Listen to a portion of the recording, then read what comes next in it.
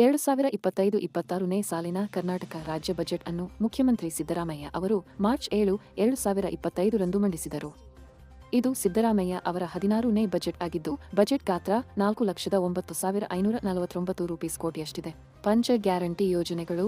ಈ ಯೋಜನೆಗಳಿಗಾಗಿ 51,300 ಕೋಟಿ ಅನುದಾನ ಮೀಸಲಾಗಿದ್ದು, ರಾಜ್ಯದ ಜನತೆಗೆ ಪ್ರಮುಖ ಸೌಲಭ್ಯಗಳನ್ನು ಒದಗಿಸುವ ಉದ್ದೇಶ ಹೊಂದಿದೆ. ತೆರಿಗೆ ಸಂಗ್ರಹ ಗುರಿ. ವಾಣಿಜ್ಯ ತೆರಿಗೆ ಸಂಗ್ರಹ ಗುರಿಯನ್ನು 1,20,000 ಕೋಟಿಗೆ, ಅಬಕಾರಿ ತೆರಿಗೆ ಗುರಿಯನ್ನು 40,000 ಕೋಟಿಗೆ, ನೋಂದಣಿ ಮತ್ತು ಮುದ್ರಾಂಕ ಶುಲ್ಕ ಗುರಿಯನ್ನು 28,000 ರೂಪೀಸ್ ಕೋಟಿಗೆ ಹಾಗೂ ಮೋಟಾರು ವಾಹನ ತೆರಿಗೆ ಗುರಿಯನ್ನು 15,000 ಕೋಟಿಗೆ ನಿಗದಿಪಡಿಸಲಾಗಿದೆ. ಬೆಂಗಳೂರಿನ ಸಾರಿಗೆ ಹಬ್ ಮೆಜೆಸ್ಟಿಕ್ ಬಸ್ ನಿಲ್ದಾಣವನ್ನು ಖಾಸಗಿ ಸಹಭಾಗಿತ್ವದಲ್ಲಿ ಉನ್ನತೀಕರಿಸಿ ವಾಣಿಜ್ಯ ಸಂಕೀರ್ಣದೊಂದಿಗೆ ಸಾರಿಗೆ ಹಬ್ ನಿರ್ಮಿಸಲು ಯೋಜಿಸಲಾಗಿದೆ. ಚಿತ್ರಮಂದಿರಗಳಲ್ಲಿ ಟಿಕೆಟ್ ದರ ನಿಯಂತ್ರಣ. ಮಲ್ಟಿಪ್ಲೆಕ್ಸ್ ಸೇರಿದಂತೆ ಎಲ್ಲಾ ಚಿತ್ರಮಂದಿರಗಳಲ್ಲಿ ಟಿಕೆಟ್ ದರವನ್ನು 200 ರೂಪಾಯಿಗೆ ಮಿತಿಗೊಳಿಸಲಾಗಿದೆ.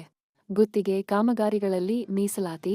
ಪ್ರವರ್ಗ 1, 2A, 2B ಮುಸ್ಲಿಂ ಸಮುದಾಯದವರಿಗೆ 2 ಕೋಟಿವರೆಗೆ ಕಾಮಗಾರಿ ಗುತ್ತಿಗೆಯಲ್ಲಿ ಮೀಸಲಾತಿ ನೀಡಲು ನಿರ್ಧರಿಸಲಾಗಿದೆ. ಬಿಸಿಯೂಟ ಕಾರ್ಯಕರ್ತೆಯರ ಗೌರವಧನ. ಬಿಸಿಯೂಟ ಕಾರ್ಯಕರ್ತೆಯರ ಗೌರವಧನವನ್ನು 1,000 ರೂಪಾಯಿಗೆ ಹೆಚ್ಚಿಸಲಾಗಿದೆ. ಅಲ್ಪಸಂಖ್ಯಾತ ಸಮುದಾಯಗಳ ಅಭಿವೃದ್ಧಿ.